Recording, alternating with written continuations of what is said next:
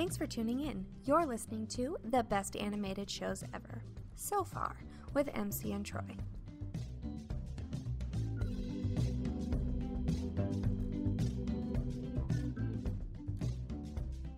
I'm Troy.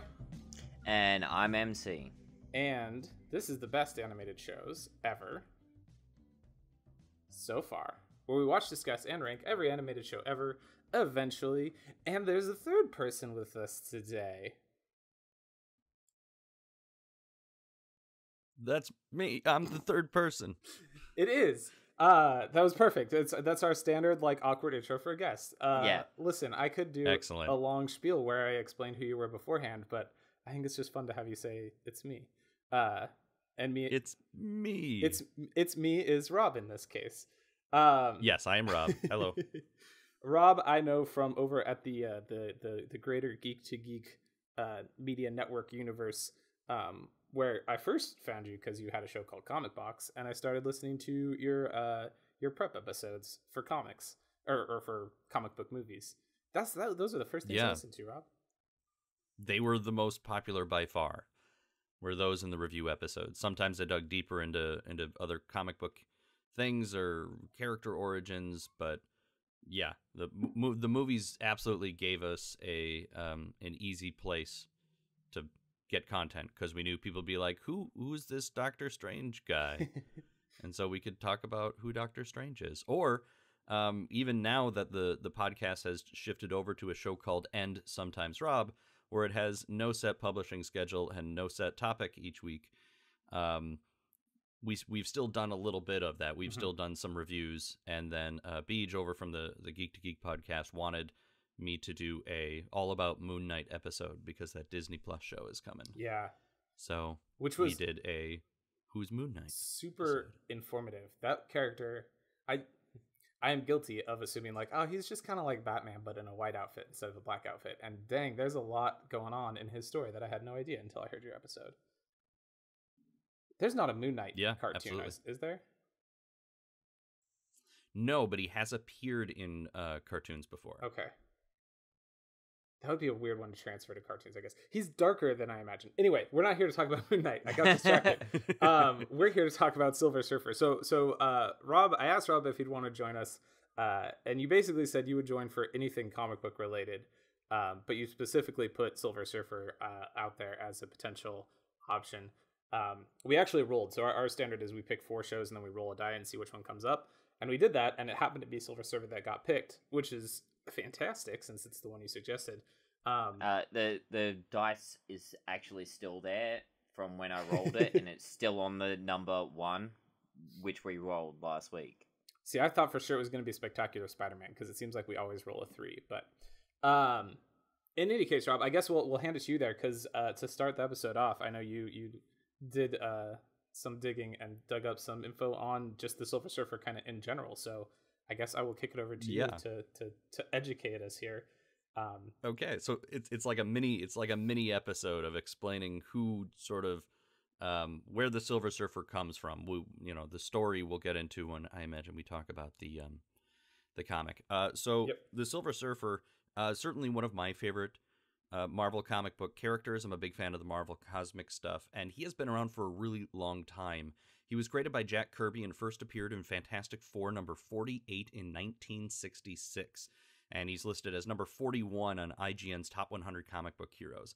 Fun fact, though, at the time, in 1966, the way Marvel comics were done by, say, Stan Lee and Jack Kirby was what they called the Marvel method of comics, where they would work together to come up with the ideas. Stan Lee would write a sort of synopsis, but then it was really Jack Kirby, the artist, who draws the whole thing, kind of decides what each scene is going to look like, the actual action that's going to take place. And then Stan Lee would come back in, look at what was drawn, and then he fills in the plot and the dialogue based on the drawings. Whereas today, artists go off of complete scripts that will even give page breakdowns of how many panels and stuff. That was not the Marvel method. For that particular story, Fantastic Four number 48, which introduces Galactus and the Silver Surfer, Stan Lee did not know that the Silver Surfer was a part of the story. Like, Jack Kirby just sort of threw that character in there. They hadn't discussed it at all. Hang on, so the synopsis was just like an alien shows up and tries to eat Earth, and the Fantastic Four fight him off, and then Jack Kirby was like, "What if another alien?" Yes. Fantastic. Yeah. So here's the Stan Lee quote, and I will do my best, Stan Lee. It is early here. I will do my best, Stan Lee, which is, "There, in the middle of the story we had so carefully worked out, was a nut on some sort of flying surfboard. I thought, Jack, this time you've gone too far. Excelsior." It's a terrible Stan Lee, and I apologize for doing it. So good. But yeah, his reaction is basically anyone who did not grow up, because when you're a kid, none of this seems weird, right? Yeah. But if you're an adult and you're like, it's a silver dude on a surfboard that flies, like today, that seems like a really stupid idea. That was Stan Lee's reaction in 1966. The reason it's a surfboard is because Jack Kirby was sick of drawing spaceships. So he just wanted a way to draw just a dude flying through space instead of a spaceship? He was like, what else could I do? Yeah, but he wanted a second character because he figured a character like Galactus would have some sort of herald, and then it gave him another way to explore sort of the ethos and that comparison between the people on Earth and this giant space creature.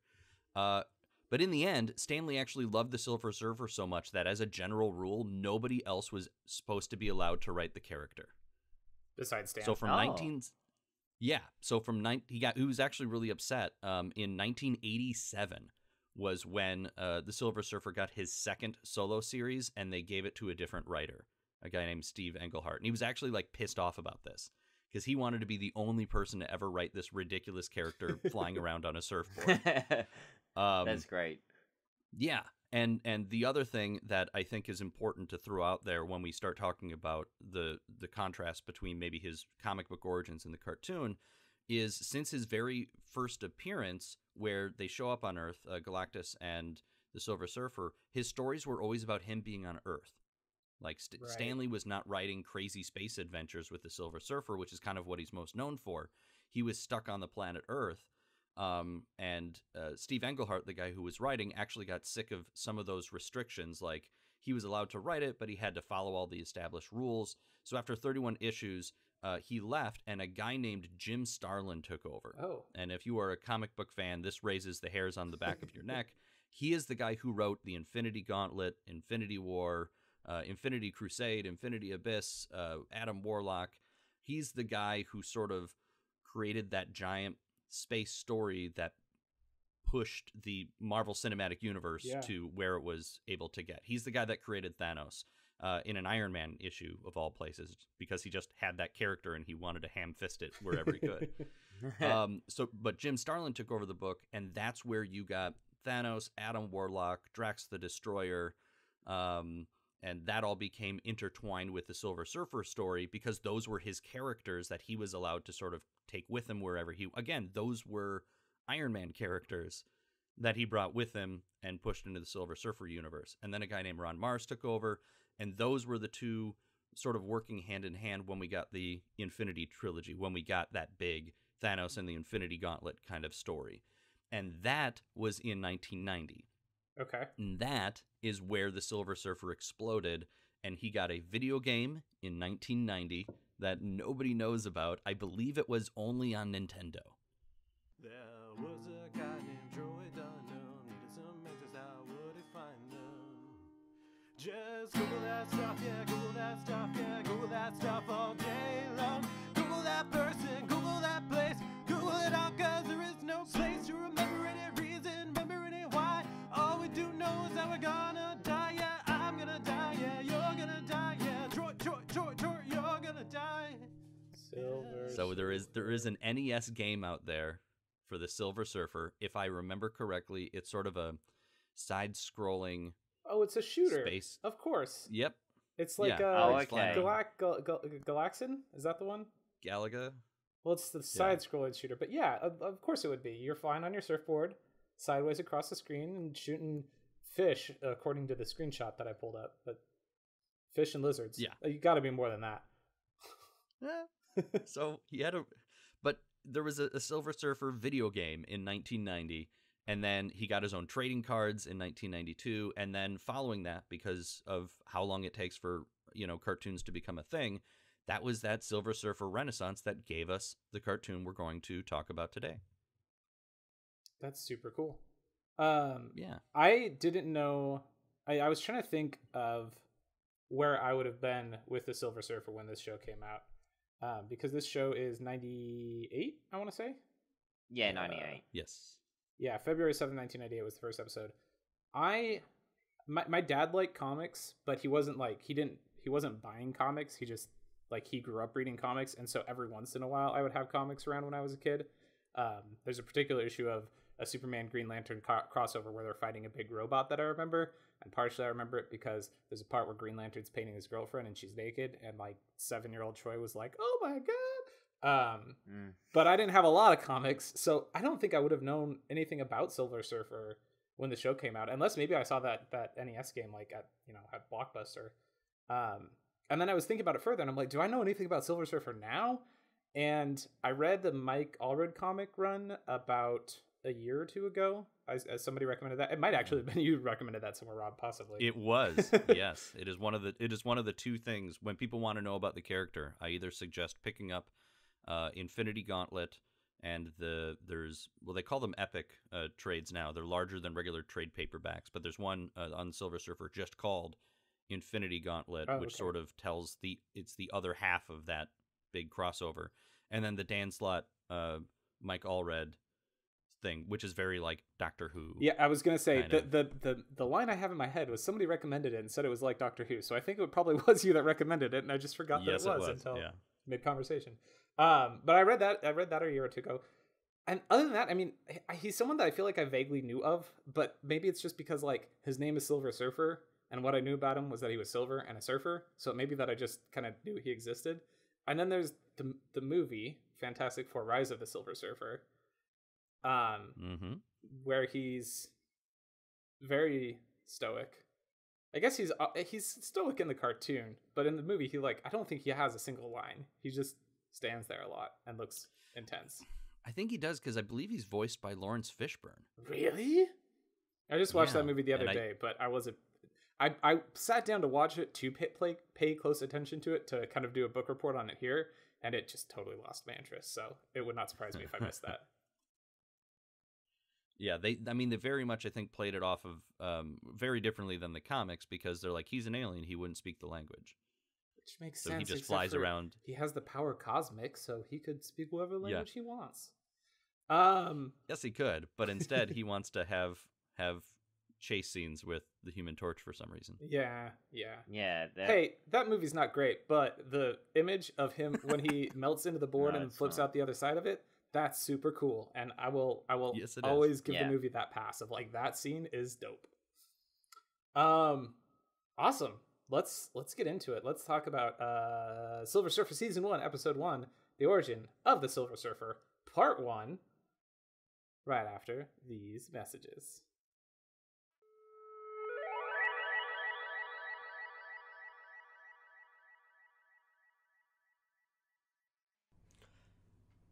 Hello, you beautiful YouTube watchers. If you enjoyed this, don't forget to like and subscribe.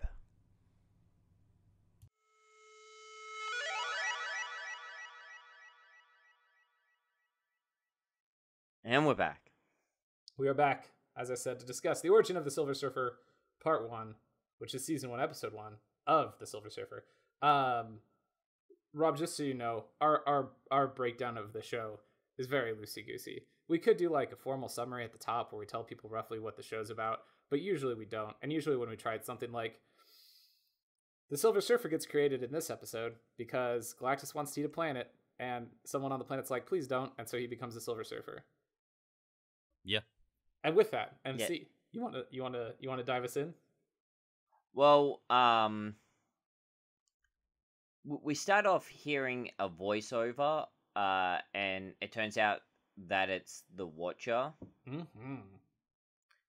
who is a being who, I guess, just sees over a part of the galaxy or the universe, and he just observes, and he's been watching all these different races and stuff, and essentially two races are trying to like take over the universe.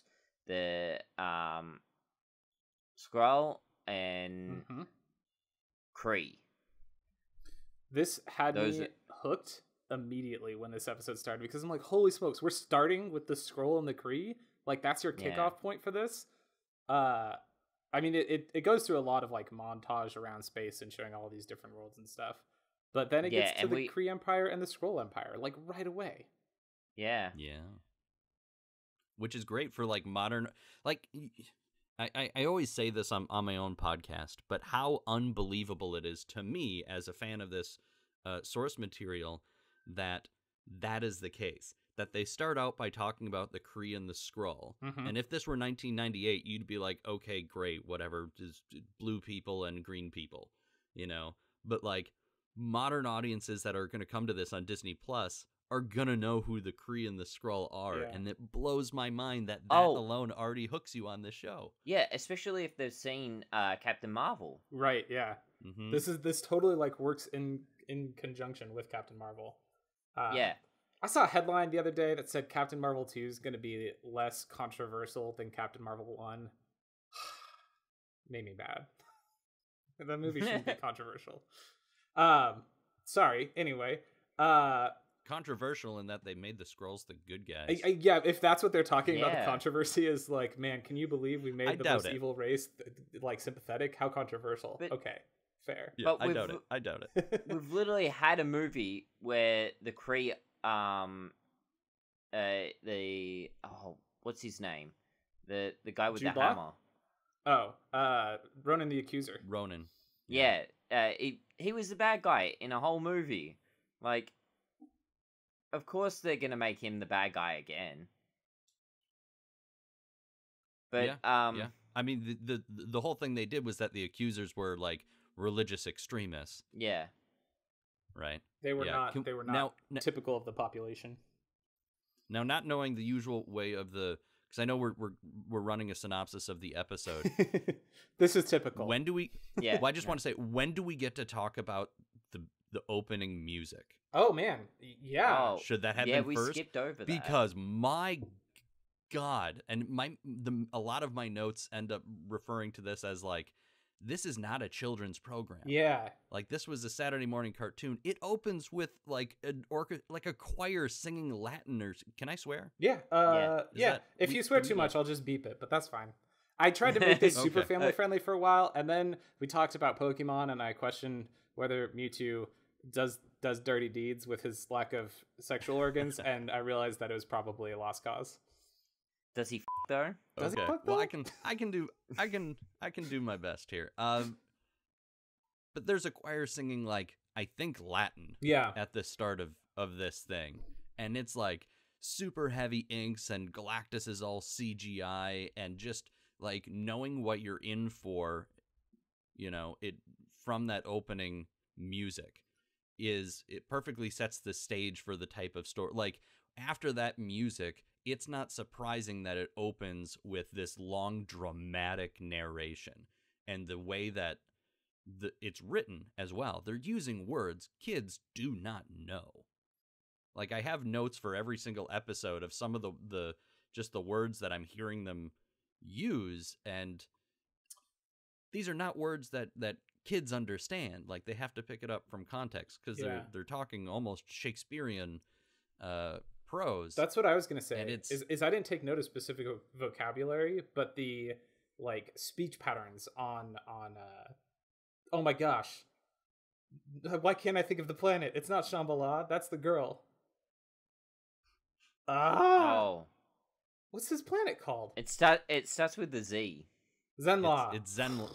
Yeah, Zenla. Sorry, I didn't know if I was supposed to help you. No, you can just watch me struggle, or you can help. Take away your agency.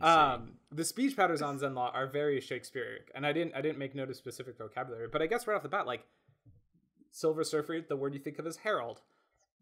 8-year-old Troy didn't know what herald was. Like, yeah, and with that narration, and then when they get to the planet, like, it's just this super exposition dump. Yeah. there's so much information they're pushing on you. And as a kid, I actually remember kind of bouncing off the show as a kid because of that. Because I'm like, oh man, this is so wordy, and they're just people talking, and they're trying to explain all of these things. And as a kid, I kind of knew them already from the comics, but it didn't pull me in the way that it would pull me in as an adult. Yeah. It is a dramatically intense opening, which then transitions down to the surface of Zenlaw, where we meet Norn Rand, and we meet Shambhala. Well, before we get there, we after the Skrull and Kree empires, it's like new power has entered the sector, and that's when we're introduced to Galactus. I guess I can't skip Galactus. Yeah, we actually he's like first couple of minutes. It's like here's Galactus. Yep, he's eating planets. Is this how Galactus eats planets in comics? Big tubes suck out the energy from the core.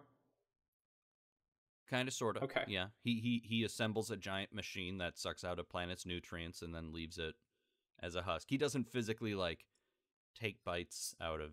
That's there's I don't remember the name of the character, and it's a complete side thing. There's an episode of the original Tick cartoon where there's a character that is supposed to be Galactus who comes to eat the Earth, and the Tick agrees to be sort of his herald. Okay.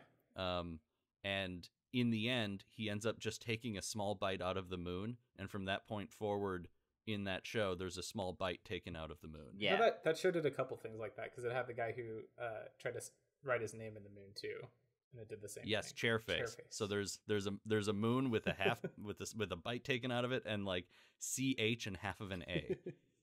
In their moon on the Tick. This lets me know that I definitely don't know. Like I said with Silver Surfer, I felt like maybe I knew something about him. Galactus, same thing, but I definitely didn't know much about Galactus, because what I knew about him was that he eats planets, and I was definitely imagining him with a fork and knife, sitting down and slicing up the planet. He doesn't actually eat that's planets.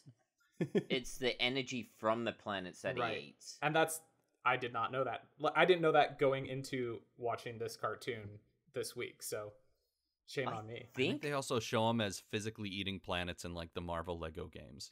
That could be why they show him with a fork and knife. Yeah. I had the idea from hearing Planet Eater, and then I saw it in Lego and was like, well, it must be true. They wouldn't put in a Lego video game if it wasn't comic accurate.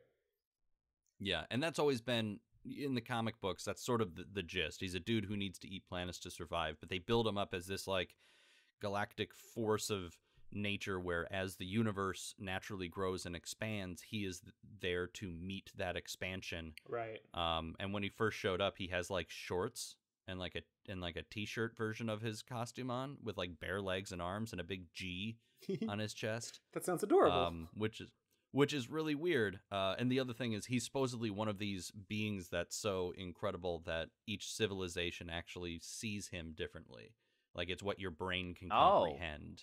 So, but that doesn't quite jive with everything, because in the Fantastic Four, he gets punched by the Thing, but if he appears as a cloud of, gas, which I think is what they did in the movie, yeah, that's not a punchable thing. So I don't. But does he always have that big helmet thing that he has on with the antlers? I certainly hope so. That thing's awesome. It is so Jack Kirby. It is so Jack Kirby. It is very ridiculous cosmic. You look at that and you're like, this is clearly a ridiculous space creature. Can we talk about how, because they've got a different animation style for Galactus in this show than they do for everyone else. They've actually gone and made him CGI, and it's this is a completely different level character. Yeah, that's something that I really enjoy that. Really stands out about this show, is that it blends traditional animation and a cell shaded CGI animation in a really beautiful way. Which was very 90s Fox Kids. Mm-hmm. They did the same on the Spider-Man cartoon, where whenever he was swinging through the city itself was CGI. Ooh. While Spider-Man was not. That sounds cool. If you guys remember the opening of the show, I don't recall the X-Men cartoon doing much of it, but it was certainly a thing at the time where they didn't want to spend the money to go full CG, and they didn't, I suppose you had Transformers Beast Wars. Yep. And Reboot in the 90s. Reboot was around too. And those And shows reboot. don't hold Yeah. up visually, whereas this one, I mean, the CGI in this still looks pretty good, and I think it's because Well- of that cell shaded look. Like cell shaded makes things relatively timeless to me. They Yeah. also like limit it. That's true. It's not the whole show. It's Yeah. just like little bits of it. So it's supposed to stand out. It's not supposed to look the same as everything else. That is true. Right. Yeah, and the rest of it has very much that heavy inks look that the X-Men cartoon first used, and was used less by the regular Spider-Man cartoon, more by the Spider-Man Unlimited cartoon that followed. Yeah. That was a sort of a pseudo sequel, but yeah, they have that really heavy inks that plays well off of the Jack Kirby designs that they use. I love it. I love the chunky Yeah. lines, and it's not just like edges of things, but like within the character, if they want to show a bit of shadow, they'll do like a super chunky line on someone's face to show the shadow, and it gets really cool. Yeah. And the thing that they contrast all that like chunky lines with is like these bright colors Mhm. everywhere. And it's Mhm. just like really good like style. I reckon the whole show looks great still. Yep. Yeah, I Yeah. agree. And again, that's Jack Kirby. If you go back and look at some of his artwork, which I imagine is going to be, we're going to see hints of that. I don't think they're going to go full Kirby on it, but the Eternals movie that's coming out are based on Jack Kirby creations. You just made me more And his excited design- about his- that movie his than or- I had been, just thinking of what the visuals of that movie might look like.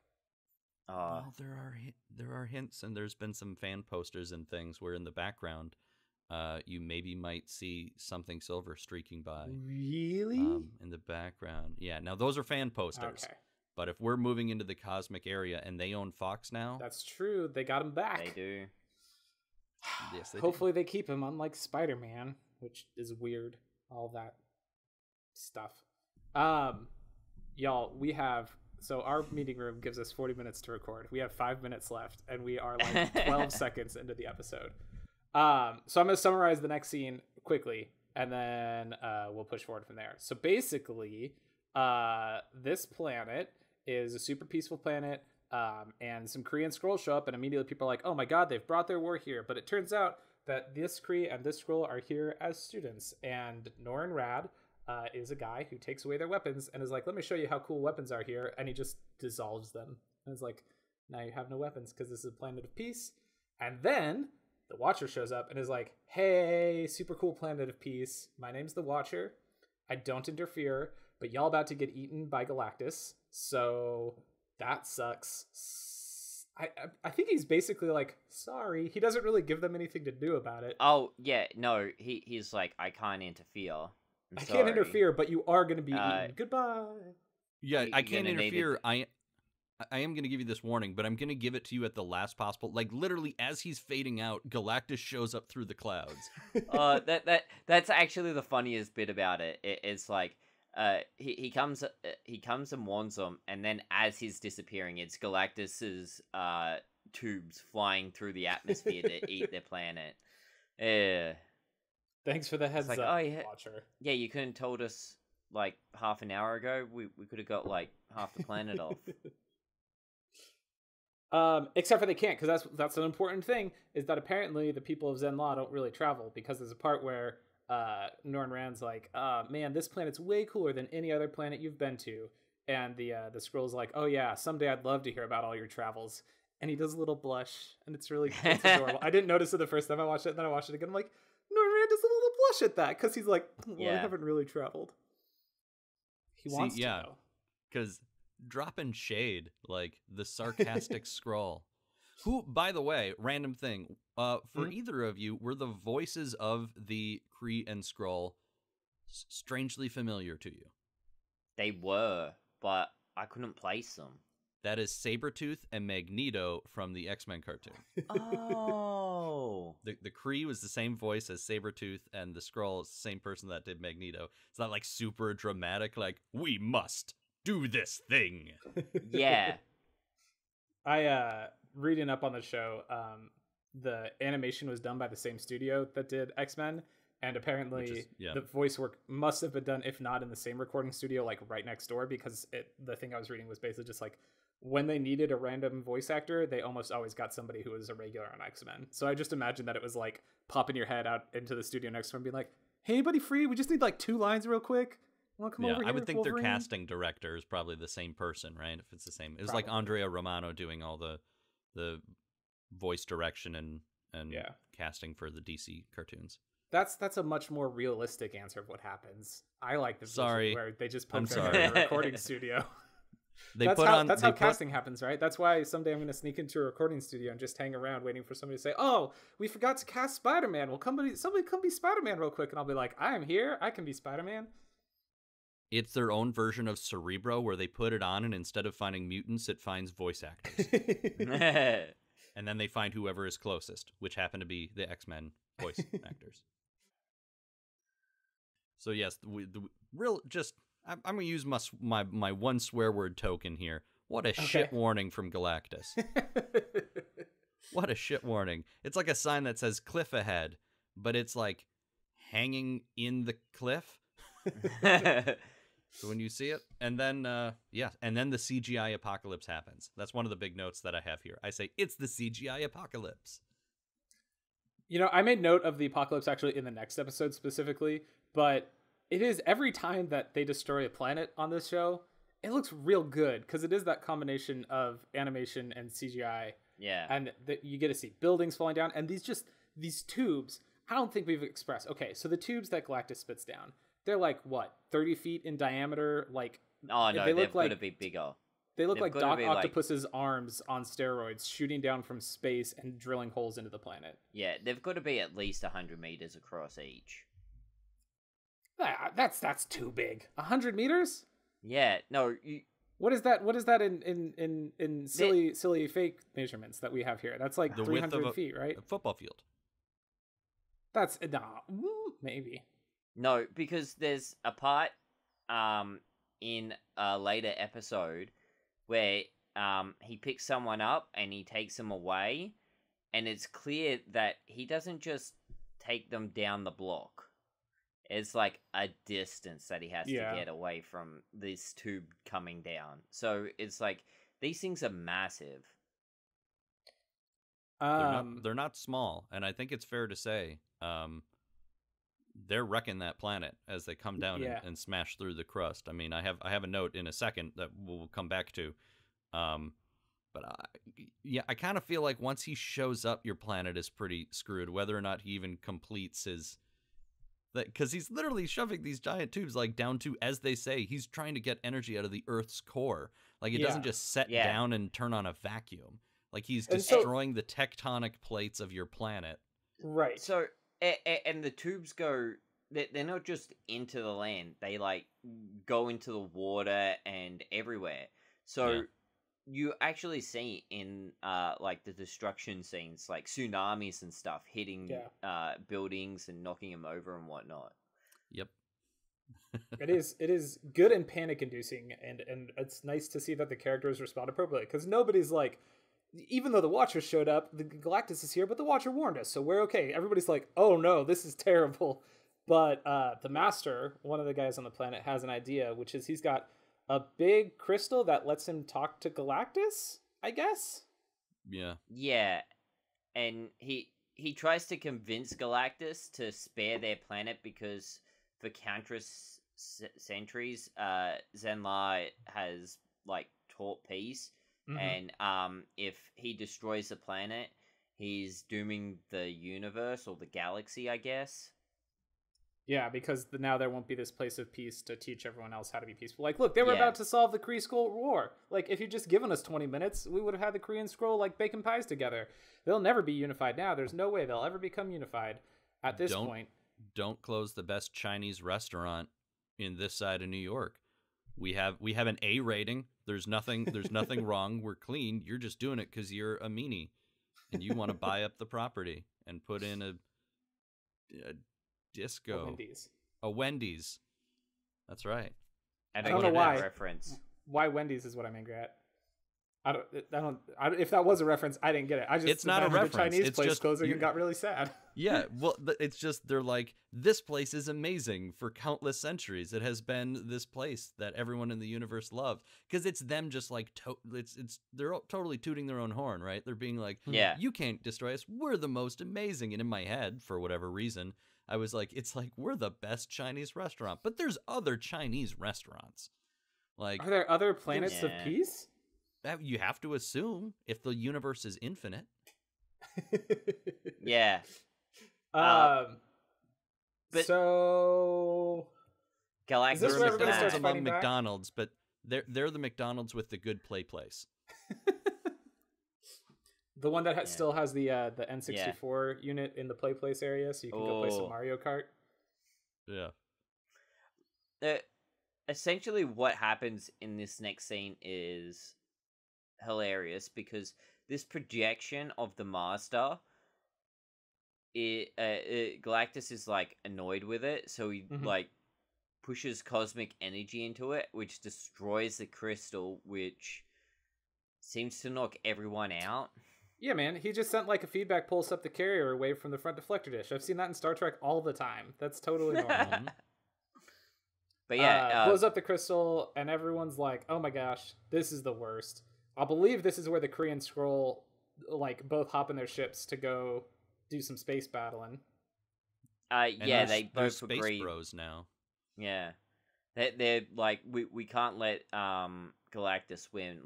Let's go take him on. But first, the Master tries to like use a bit of the crystal to contact Galactus again. And it Yeah, hurts and him. then Norrin takes that, right? No, the Master just collapses on the ground, and that's when the Korean Scroll are like, we gotta stop Galactus, and run off to fight him. Yeah. So they're shooting him in space. It's not doing any good at all. Just None. doesn't work. Can't fight a big spaceship with a planet-eating monster on top of it. You try real hard, Korean Scroll. It's really admirable, but it's not going to work. But they get like a decent amount of time in this episode dedicated to these two races that we've been told, if we were actually listening at the beginning, like absolutely hate each other, and now they're like, but now we're going to work together, and they're like, may you bring glory to the Kree Supremor and the is it the Skrull Magistrix? Skrull Mother. Yeah, Skrull Skrull Mother. Yeah. Yep. Yeah. But essentially, someone says, "How do you make such a big ship?" It is essentially the line, because you see the ships that they get into, like their ships aren't small. You see them get into them, and they're like these little tiny specks on the screen, and then you see these ships flying around Galactus's ship, and they just look like bugs. Mm-hmm. I mean, it's got to be a And- ship big enough to suck the energy out of a planet core, so... Yeah, well, they do pretty much nothing and then get destroyed by one of Galactus's beams that he seems to use to destroy asteroids and stuff that get in his way. Yeah, he Mhm. just, and it's the same lever for everything, if you guys notice. Yeah, no, he has 3 levers, and Yeah. I'm guessing a combination of their positions control everything in his ship. It's like a Sega Genesis controller. All you need is 3 buttons. I'm gonna jump us forward a little bit. Norrin Rand is like, Master, this is all messed up. Hey, Watcher, help us out, please. And the Watcher just looks at him and he's like, there must be something we can do. And the Watcher just looks at him. He's kind of a dick Well- about it, too. Like, I get it, because his planet, but contrasting to who Norrin Rad sort of becomes, like, he's really pissed off. Like, he's really just yelling really angrily at the Watcher, which is also reminiscent of the X-Men cartoon, where everyone is always yelling at each other really angrily. Yeah. Did it strike either of you guys of him being? And again, I'm contrasting it Well- with the original comic story where this happens, but he's being kind of a dick about asking for help. Yeah, he kind of was, but at the same time, you're also getting like the other side of it from the other two characters in this scene. One who, the master, he's literally being all zen and sitting on the ground meditating. And, That's true. Shambhala. Yeah, Shambhala. Shambhala. Whatever. Wait, what is it? Shalabal?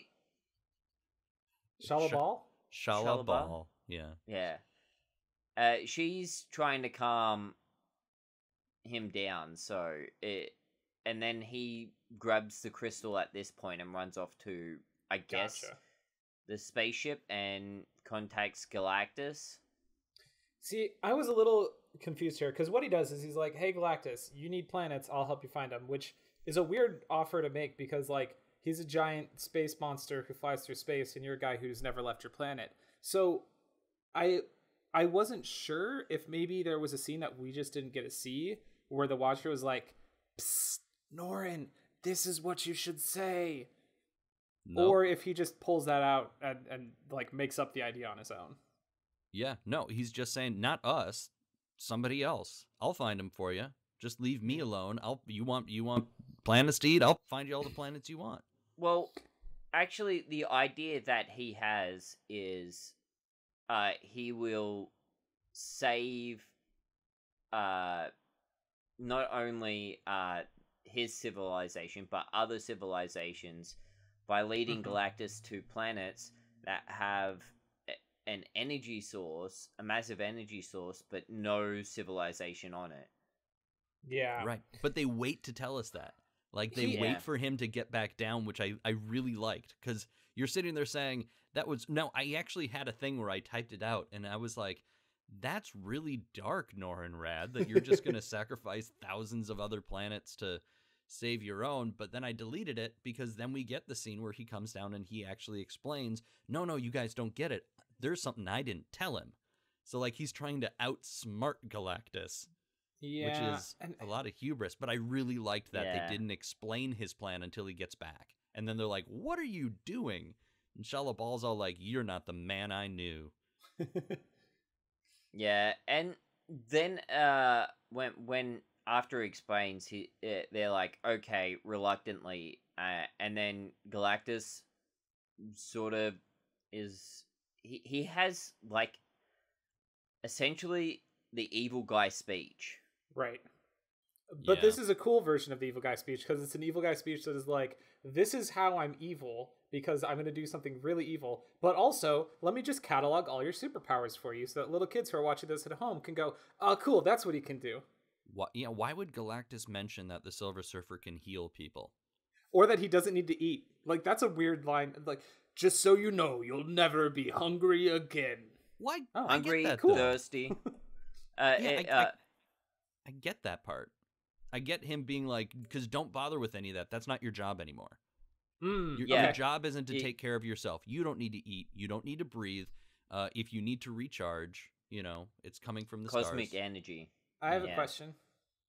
If Galactus can use his great cosmic power to make it so Norrin Rand doesn't need sustenance to survive, why doesn't he just do it to himself? Because Norrin Rad's a little dude. But so, if size matters, then it's not that he doesn't need no sustenance, it's that the galactic energy can supplement the sustenance, which means if he was cut off from Galactus's great cosmic power, would then he need sustenance again? I'm going to say yes. I believe that's brought up at some point as well, when he does actually lose his powers. Oh yeah, I forgot the episode where he goes to the best Chinese place in New York, and he's gonna go there, but then it's not there anymore, so he has to settle for Wendy's. But he gets a shake, and it's not too bad if you dip your fries in it. I haven't done that since I was like 6 years old. And now you have to. I just remembered that that's the thing you were supposed to do. Now I have to. Like, there's a Wendy's in my small town. So you have the strength to seek out other Chinese restaurants to be closed. But yeah, he goes through like a whole list of things, and then he's like, you can transmute elements is one of them.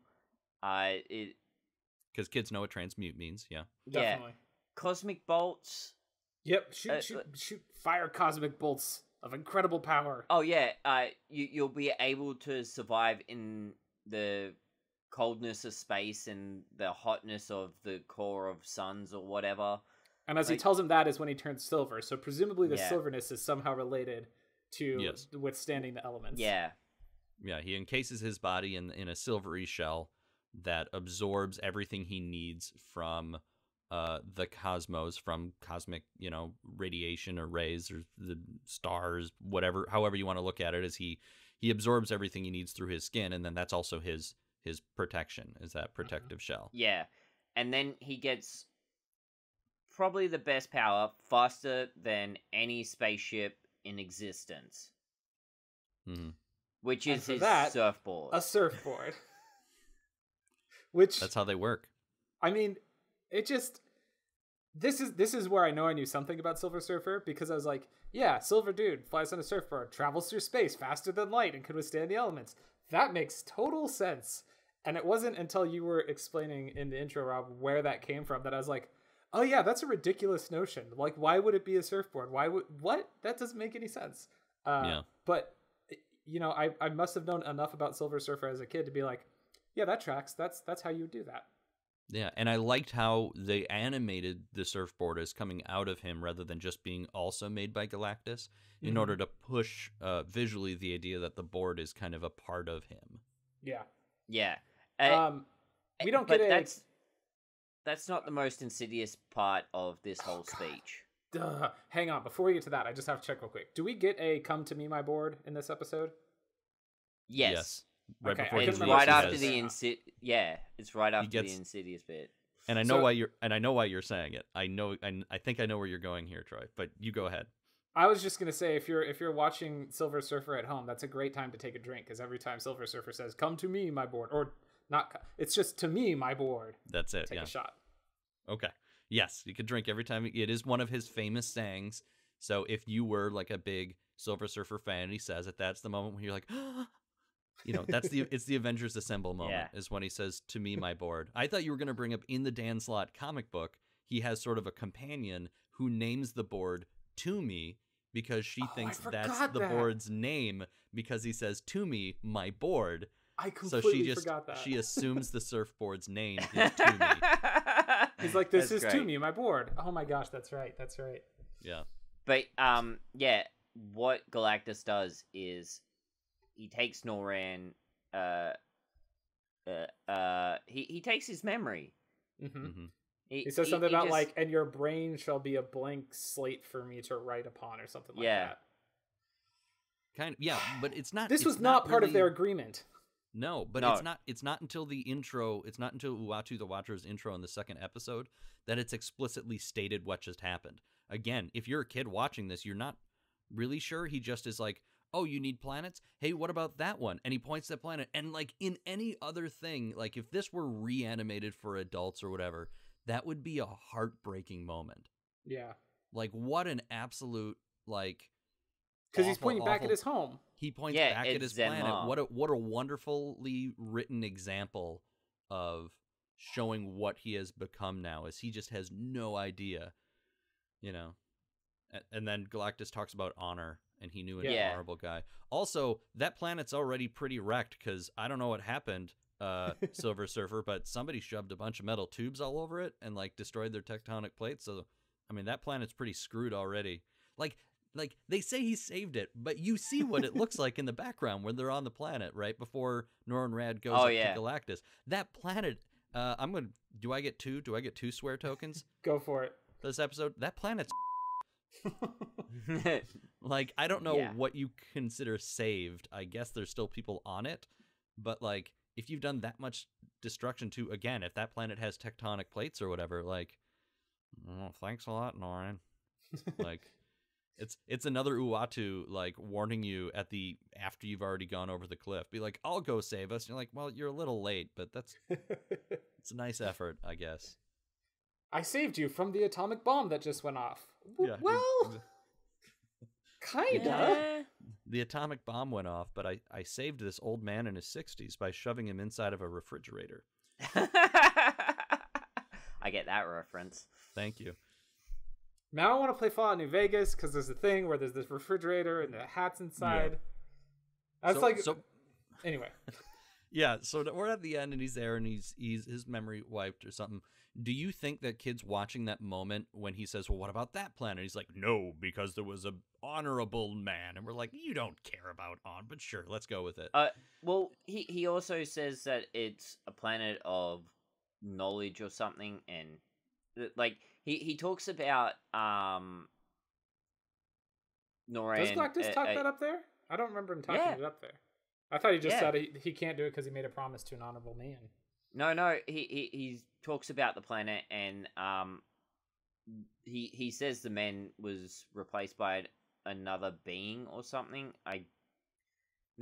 He tells him reasons he's sparing it, that he wants the Silver Surfer to completely ignore when finding later planets. Exactly.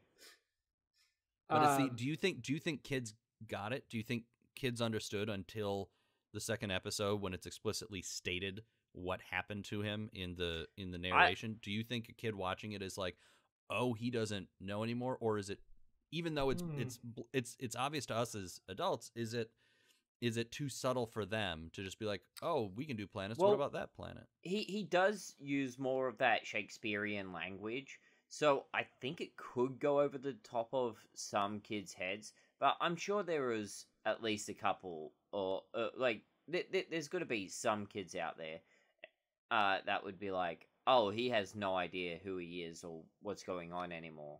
He just knows that he's serving Galactus. I'll speak up as the resident, I'm not getting enough sleep because I have a child and therefore my mind operates like a child's mind expert right now, and say that I didn't understand that was Zenlaw the first time I watched this episode. So I think there's probably kids that missed it. Partially because I was holding my baby, so, I'm like watching the screen, but also feeding the kid and all that stuff. But I'm also taking notes at the same time.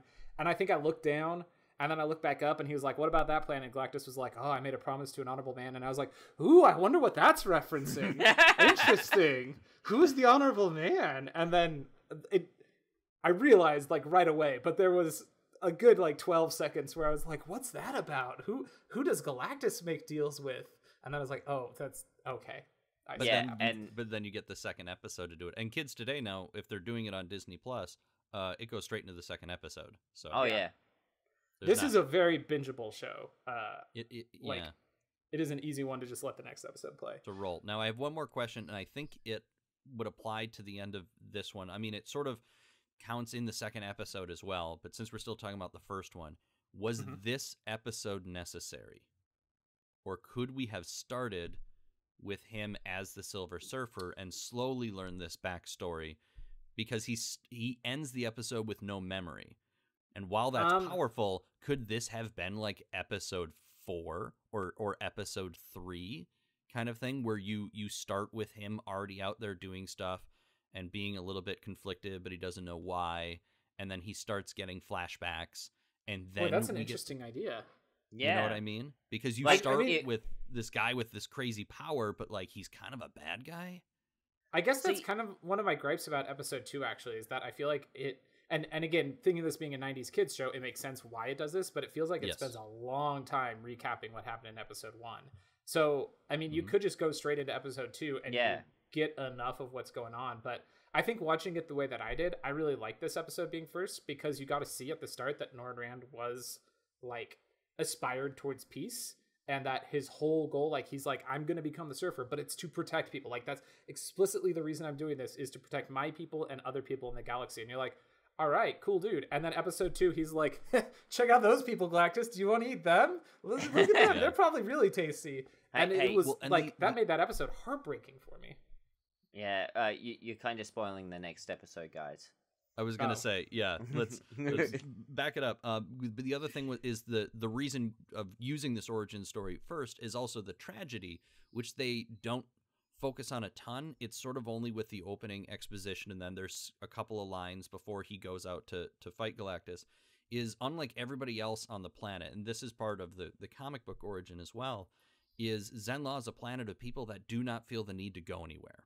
Right. They are there to work on peace, and he is an astronomer and a scientist. I'm talking about Norrin Rand here, and his greatest dream is to leave the planet and explore the stars, and all he has is this junky old spaceship that's like an antique because nobody cares anymore. People come to Zenla, and they're there, and they're peaceful, and they're all content, but he's not.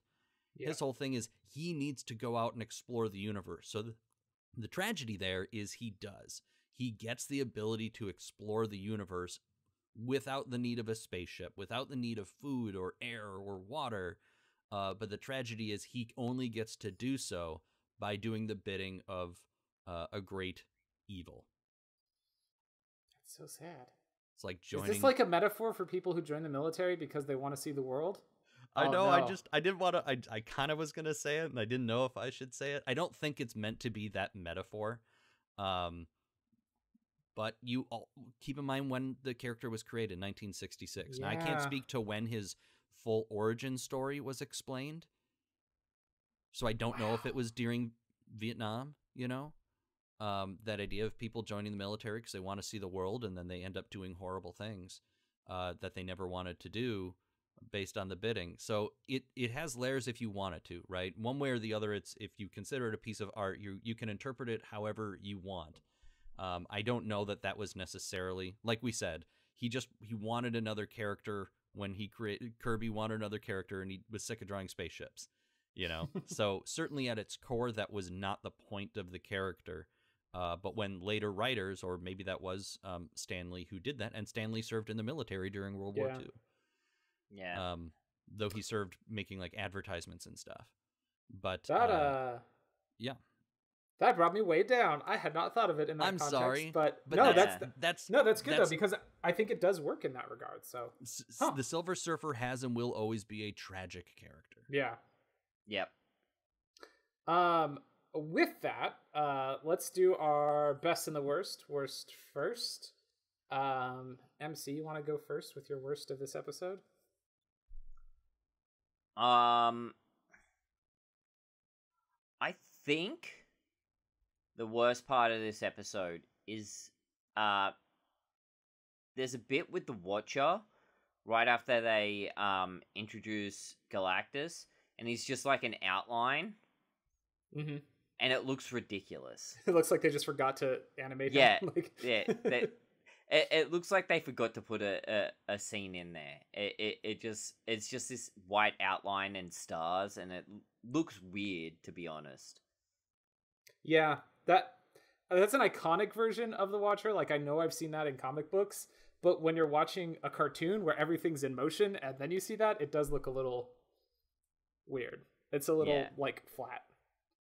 Rob, how about you? You got a worst for this episode? I'm gonna say Norrin Red yelling at the Watcher. Yeah. Or maybe the Watcher's terrible warning. Yeah. The Watcher's warning ending literally as the thing happens, which means it wasn't a warning. He just wanted the self-satisfaction. He wanted to comfort himself by saying he helped. When he definitely interfered this time. I did the bare minimum. Yeah, it's it's like your significant other finishes taking out the trash, and you're like, "Hey, do you need help?" I asked. I offered to help. I get credit now. For some reason, what popped in my head is it's like the George of the Jungle theme song, where they're like, "Watch out for that tree." Oh, never mind. Ooh. Never mind. Yes, the Watcher wrote that song. George of the Jungle. No, he would be much more. George of the Jungle. Watch out for... Oh, never mind. I have sworn to never interfere, but that Oh. Can I cheat? I have two worst things. One's short and silly. The outfits on the planet of Zenla are awful. They look so ridiculous. But my real worst one is the sounds that Norrin Rand makes when he's transforming are terrible. I love the Animorphs books where children transform into animals. And one of the things that happens in that book is it's not like magical pixie dust transformation. They talk about hearing their bones breaking and scrunching and their organs slooshing around and slurping and all kinds of stuff. And so I've heard those sounds in my head my whole life because I've been reading the Animorphs books. And then I go and watch Silver Surfer and I'm like, oh, that's what that sounds like, really, because they do a real good job of making all of those sounds happen like at once as his body's being contorted by Galactus. And it was very, very upsetting. Because he like contorts it and he's like, just kidding, I'm just putting a hard candy shell on you.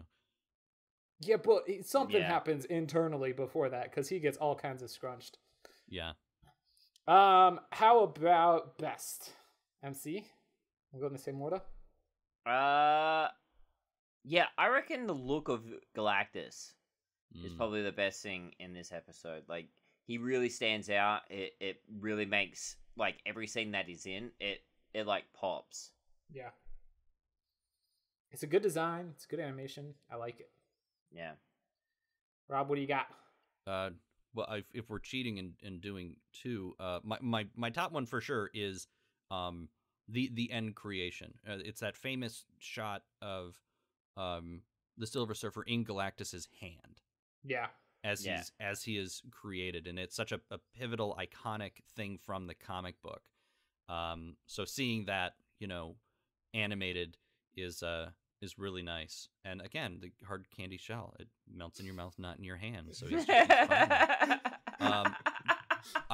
Thank you. I would say, and low key, my second one is I love the idea of like what's supposed to be, and if they were given more time, like if this was a 2-hour episode, I feel they'd devote even more time to it.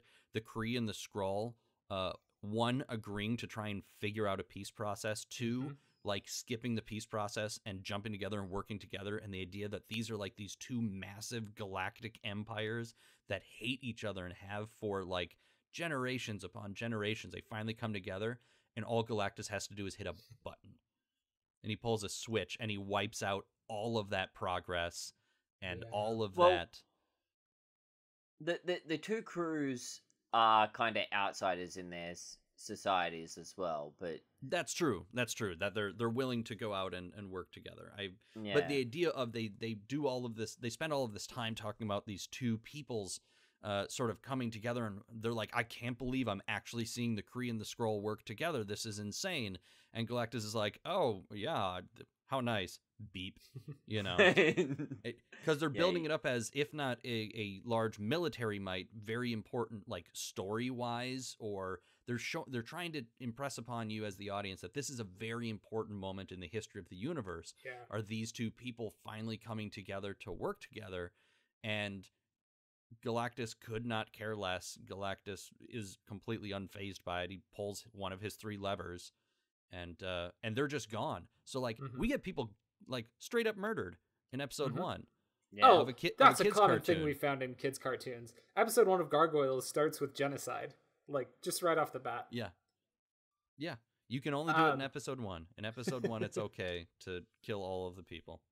I'm gonna piggyback there because my best thing was that as well, and specifically the line of "May you bring honor to the Skrull Mother, and may you bring victory to the Kree Supremer." But I'll add one more thought on that, which is, so the Kree is the one that says, "May you bring honor to the Skrull Mother," and the question that I had is like, is he saying a traditional Kree victory speech or a Skrull one? And I think he's saying a Kree victory speech, because bring honor sounds more like Kree, and bring victory sounds more like Skrull.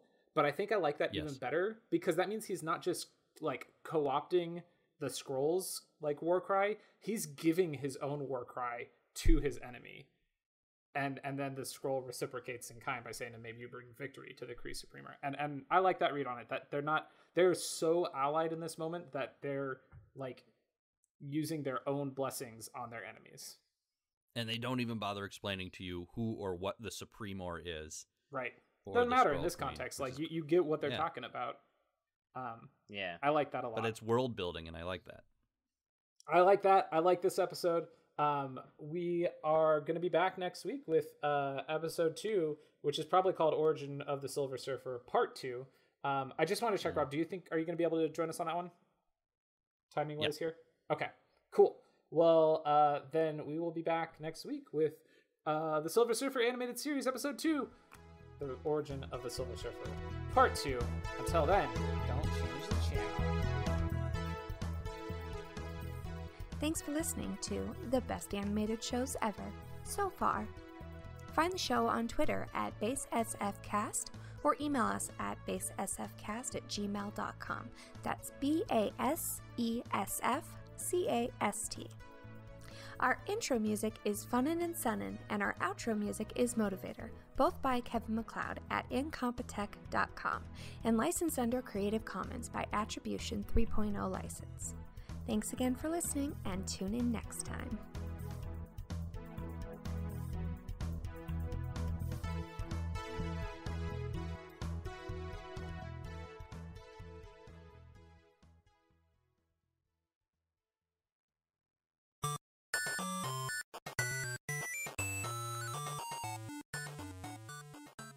This has been a presentation of the We Can Make This Work Probably Network. Follow us on Twitter at Probably Work for more of our questionable content. Also, we have a website called probablywork.com.